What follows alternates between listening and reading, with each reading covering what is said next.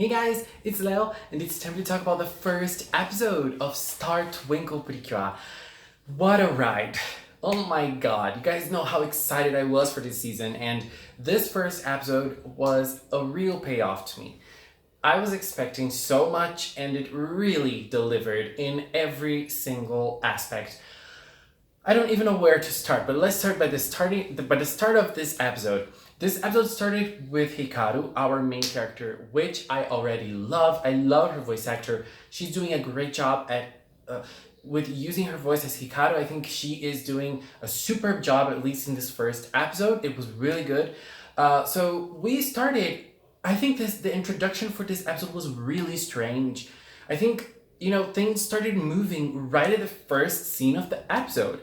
And sometimes we start a season of Precure with the plot of another world, of another dimension, of a kingdom or something else. We see something happening. But no, this time we started with our main character. And, things started moving because of what she was doing and in connection to something else that we don't exactly know. But she was drawing Fua, she was drawing a constellation like she does, and I don't know, I just love her personality. First and foremost, I love her personality. She is so out there, she is crazy. She is crazy. And I think that our past main characters, they're always very charismatic, but we didn't have a totally nuts character for a while. She is totally out of her mind every single time. And I think that her voice actor really delivers when it comes down to being able to show this side of hers. She's really good at it. But, she drew Fua, and then her notebook started flying, and then Fua came out of it. And, she hit her in the face, call back to Smile, when Candy met Miyuki. But one of the things that caught my attention is that this episode was full of reactions. Everything in this episode struck reactions from the characters. And I love a show that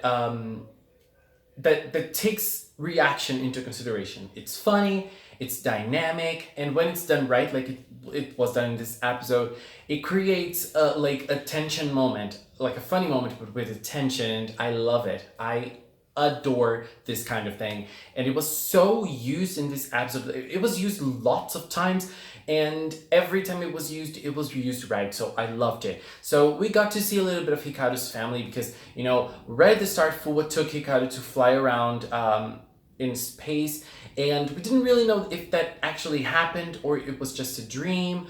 But it felt like a little like the show didn't really want to make it clear, but in the end, I think she actually flew into space together with Fua.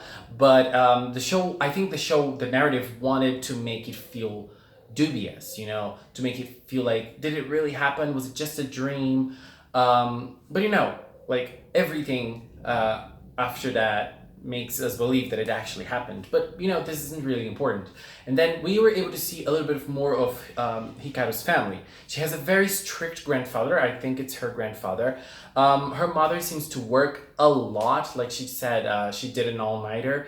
We don't really know what she does, but it seems that she's a very hard worker. She works a lot, and I think that that phrase of hers when she said that she had like an overnighter, that's probably gonna mean that this is going to be used in the season at some point, maybe as an episode, like as a theme of an episode. I don't know, but I think it's going to be used at some point in the season.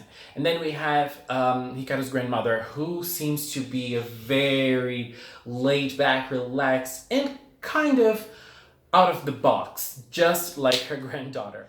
And I really liked her, and I really liked the relationship between the family, even though her grandfather, he's the one that struck me as the strangest out of the family, because he's a very strict and kind of like normal person out of everybody we saw.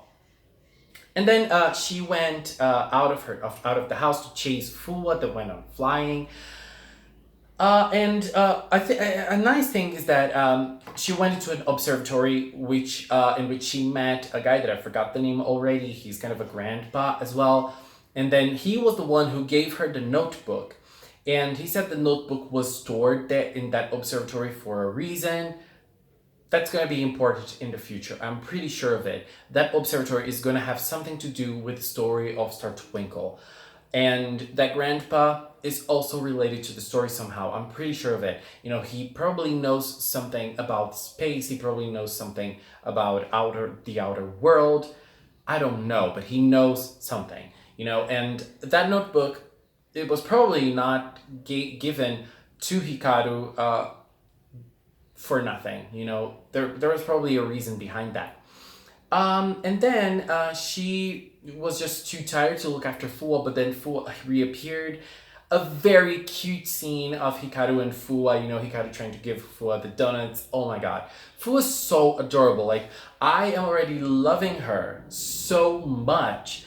And, you know, she captivated me in the first 5 minutes of the episode. I was already captivated by Fuwa. I just think that she's a very adorable minion.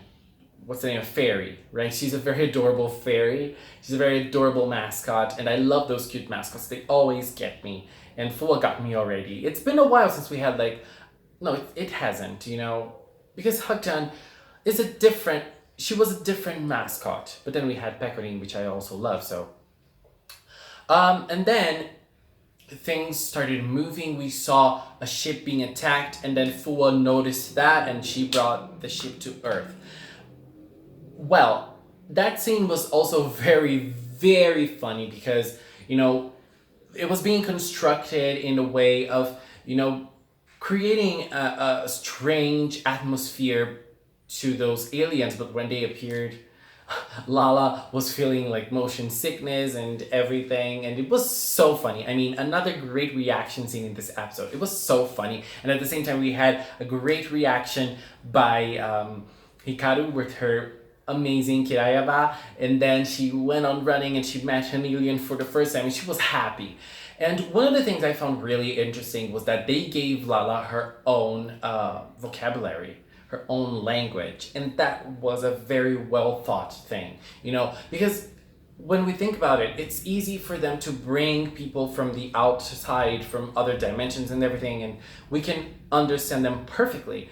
But we couldn't understand her. They couldn't understand each other. You know, Lala couldn't understand Hikaru. Hikaru probably couldn't understand Lala. You know, and then we had Puruns who could understand it, and he was like the translator. Puruns was always also a very nice mascot. He was very funny, and it was interesting because he did everything he could to help, but he, you know, in the end, it seems that he can't do anything right, and I really liked that about him. And then we got to the villain. Kapard appeared, and he wanted to start attacking again, but Hikaru's reaction to Kapard also great. You know, she was like, "Oh my god, he's so cool," and you know, everybody was so scared of him. But Kapard, he is handsome. Okay, that guy's handsome. I really like him. He's handsome. He has like a strong pose. Even though I don't really love his design, I really think that in the episode it looked way better. And you know, he looked cool sometimes. Even though the series they gave a good focus on his bald spot, and I kind of related to that. But, you know, overall, that scene was also amazing. And then they went on flying. They wanted to leave Hikaru behind, but obviously she wouldn't be left behind. And that scene when they saw Hikaru in the ship, another great reaction. And then, you know, the ship ended up breaking, and then Fuwa was taken to space and Hikaru went after her. Hikaru is another one of those pink types that doesn't really think much. She just does things, you know. She just does everything, and then, you know, everybody has to do something to help her, but she's not gonna think about it. You know, she's just gonna do it. I like that about her as well. And, you know, she went on flying to space, and then Fuwa kind of gave her a power, and then she was able to breathe, she was able to talk, she was able to do everything when she was in space. But it's interesting because right there we knew what the villains are after. They're after Fuwa because of her powers, they're after Fuwa because of what she does, and we don't know exactly what that is, but we know that that power is a very important thing for them. It's a very important thing for the villains, and, you know, they need that so that they're able to control the whole universe. Fuwa is a strong creature, but we don't really know the extensions of her powers. We know she can create warp zones, she can transport people from different places to like outer space, maybe other planets. We don't know, but that was an interesting thing. And then we were able to see that, but Lala was able to protect Fuwa, and from that, her precure items were born. You know, the star pendant and the star pen were born. She was able to transform. And let me talk a little bit about the transformation. Guys, come on. When I saw the song for the first time, I was like, well, is it gonna be good? Is it not gonna be good? But now, I am totally loving the song. The transformation song is so good. And I like that there is lyrics, you know, there's a little bit of lyrics at the start and then they sing a little bit and then they start transforming. Oh my god. It's a good thing. It's a very good thing. It works very well. It was cute and it was kind of emotional. It was nice, you know, because they give like a great emphasis on the voice at the start of the song and I was like, okay. You know, I got emotional because I could feel the emotions in Hikaru's transformation. It was nice when that moment of the transformation in which she like jumps like this and then like there's a kind of not a real explosion but like pink fireworks behind her. Beautiful part in the transformation. I loved that. And then you know, the overall transformation, great job, Toy. Oh my god, you guys are amazing. You're doing such a great job in Star Twinkle. And then after that, we had some minions, not today's, if I'm not mistaken. They started attacking Cure Star and Fuwa. Cure Star was able to jump. We had the traditional pink jump scene.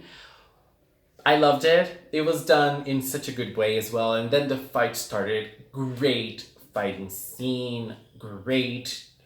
Oh my god, I just loved that fighting scene.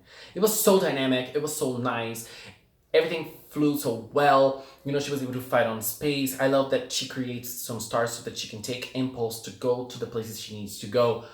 Great, I loved it. Such a great fighting scene, oh my god. And one interesting thing, we don't have like a big villain, a big monster. That can be a problem, I think, for future fighting scenes, but at the same time, she fought Capard right at the first episode. I missed that so much. It's been such a long time. It's like Mahotsukai. We had fights against like the generals in Mahotsukai, but Mahotsukai fights, you guys know what I'm talking about, right? In Go Princess, I think Go Princess was the last time when we had like great fights against the generals, the evil generals, and we had this in this episode right at the first episode. I mean, that's a great thing, and it's interesting because, you know, Cure Star is very strong because she was able to hold her own against Capard right at her first fight. Come on, that's amazing. That's amazing. And I mean, I loved everything about it. This first fight gave me like real good hope that we're gonna have great fights in this season because I am craving that. I am really craving that kind of thing in Precure. And I loved her Power Star Punch, if I'm not mistaken. You know, like she goes like this with her arm. I loved it. And then after that, we had a great scene with Hikaru and Lala. It was so cute, and Lala started understanding Hikaru because of Fuwa. Fuwa has like extensional powers. She can do anything, basically. I think she watched TWINKLE PRECURE.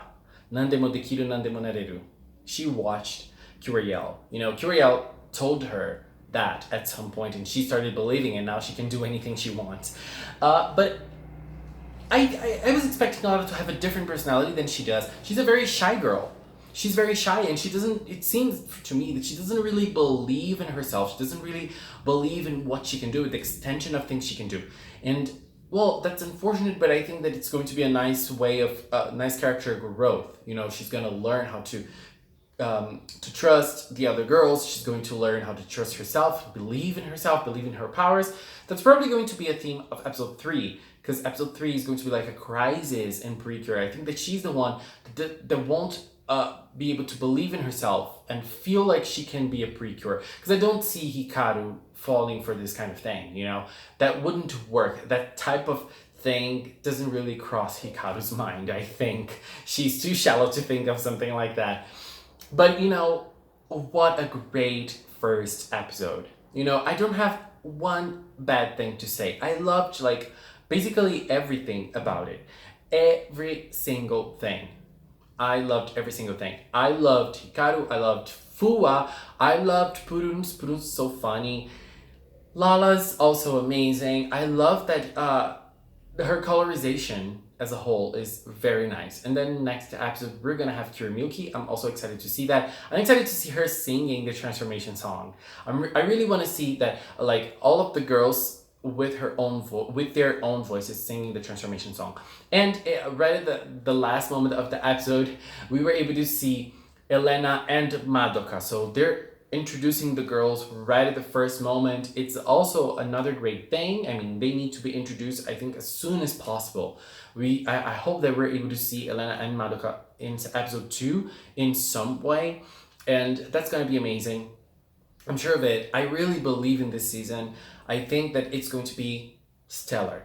And I think that I might record the video about the 5th cure later today to release it tomorrow, just so that we won't have like 2 videos in the same day. But if you haven't seen yet, I did a reaction to the opening and the ending song, so I won't mention them here. I just want to mention that the eye catch, because the eye catches in Hato were dreadful. They were all horrible, and then now we had a very cute eye catch in this first episode, and this is so cute. I believe that after a great season that was Hato, I really think that we can have another great season as Star Twinkle is going to be. But the feel is completely different. I think that the themes that we're gonna see in Star Twinkle are gonna be completely different than what we saw in Hato. Is that good? Is that bad? I think that it's a great thing. Precure is always reinventing itself. It doesn't really feel stale because of that, because it's always changing, because it's always moving forward, not in a way of like being better than the last season, because the seasons are always very different. And since we all have different opinions, people are gonna love one season more than another, and different opinions are great, different opinions are amazing. So Hato was a very peculiar season on its own. It was very mature in some points. The storytelling was gorgeous, and the way they developed some themes in Hato were really great. But I think that Star Twinkle is going to follow another route, and it's going to be a crazy season, I think. I think the season is going to be great. And the ending song of Star Twinkle, the best song released in 2019, the best song released in the history of humanity. Anyways, guys, that was it. Please leave a comment with your opinions on the first episode of Star Twinkle. Let's keep our talk in the comment box below. Thank you so much for watching, and until next time, bye bye.